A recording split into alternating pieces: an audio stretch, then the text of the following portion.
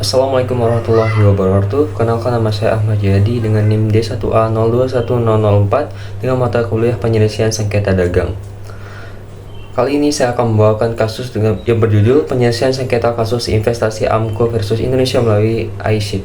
Konvensi ICSID atau International Center of Settlement of Investment di State terbentuk sebagai respon terhadap situasi ekonomi global pada tahun 1950 sampai dengan 1960-an, ketika beberapa negara berkembang menasionalisasi perusahaan asing yang beroperasi di wilayah mereka. Nasionalisasi ini seringkali mengakibatkan konflik ekonomi yang berubah menjadi sengketa politik atau bahkan sengketa terbuka.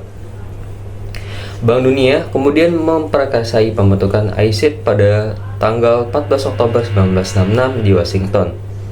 Lembaga ini didirikan untuk menyelesaikan sengketa di bidang penanaman modal asing. Dengan adanya ICSID, penanaman modal asing yang merasa diperlakukan tidak adil oleh pemerintah suatu negara dapat mengajukan gugatan atau klaim sengketa hukum atau legal dispute kepada Dewan Arbitrase ICSID. Pemerintah Indonesia sendiri telah meratifikasi konvensi ICSID melalui Undang-Undang Nomor 5 Tahun 1968. Pada tahun 1966, Indonesia menghadapi sengketa di hadapan ICSID melawan AMCO Asia Corporation.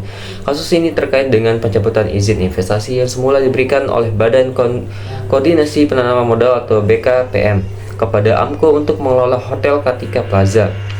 Meskipun izin tersebut semula diberikan untuk jangka waktu 30 tahun, BKPM mencabutnya ketika baru memasuki tahun ke-9. Selanjutnya adalah permasalahan hukum.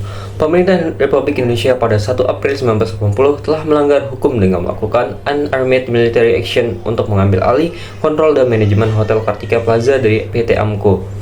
Pemerintahan RI juga pada 9 Juli 1980 melakukan pencabutan hak milik expropriation dari hotel yang bersangkutan.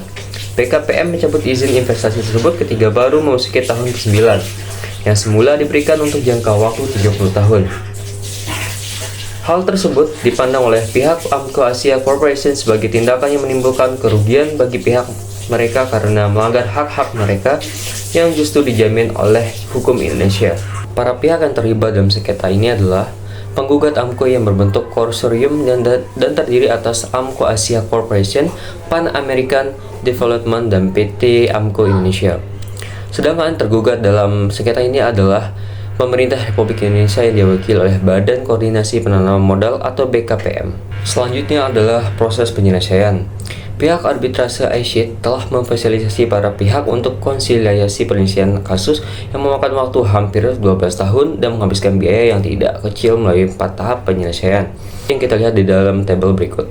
Keputusan arbitrase tingkat pertama pada tahun 1984. Dari hasil pemeriksaan ini, Indonesia kemudian dinyatakan bersalah melakukan pencabutan izin secara bertentangan dengan hukum dan tidak memberikan perlindungan yang layak kepada pihak investor sehingga dianggap telah melakukan international wrong, yang karena Indonesia harus bertanggung jawab secara internasional atas kerugian yang diderita oleh para penggugat. Setelah hampir 3 tahun di persidangan, maka pada tanggal 20 November 1984, keputusan pertama arbitrase ICSID memenangkan AMCO Corp dan sesuai dengan Undang-Undang Nomor 5 Tahun 1998 tentang penanaman modal asing diputuskan Indonesia harus membayar ganti rugi sebesar 4,2 juta US dollar dengan jumlah tuntutan oleh AMCO sebesar 12 juta US dollar. Selanjutnya adalah putusan annulment pertama pada tahun 1985. Berdasarkan pemeriksaan memutuskan pembatalan putusan atau annulment tingkat pertama yang berisikan bahwa pemerintah Indonesia dianggap benar serta sesuai dengan hukum Indonesia untuk melakukan pencabutan lisensi atau izin penanaman modal asing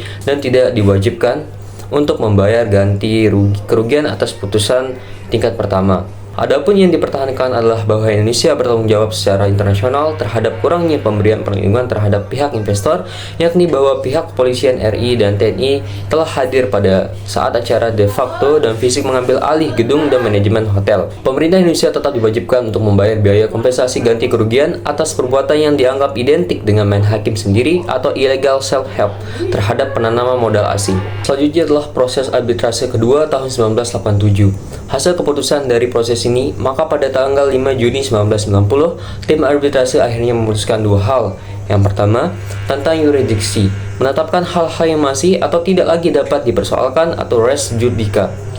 Yang kedua, putusan tentang pokok perkara, antara lain tentang pengurangan ganti rugi bagi AMCO Asia Corp yang harus dibayar RI menjadi 2,5 juta dolar ditambah bunga 6% setahun sejak putusan ini dijatuhkan.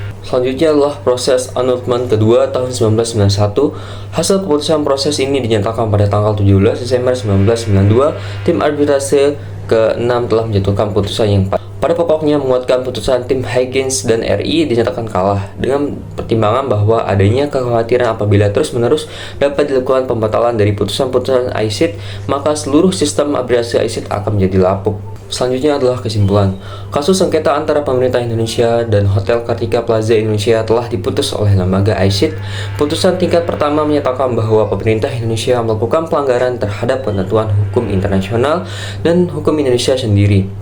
Pemerintah Indonesia mencabut lisensi penanaman modal asing yang dilakukan oleh investor asing seperti Amco Asia Corporation, Pan American Development, dan PT Amco Indonesia.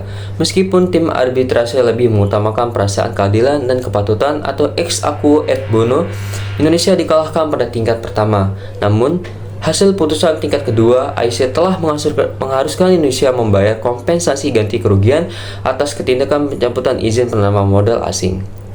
Mungkin sekian dari saya. Wassalamualaikum warahmatullahi wabarakatuh.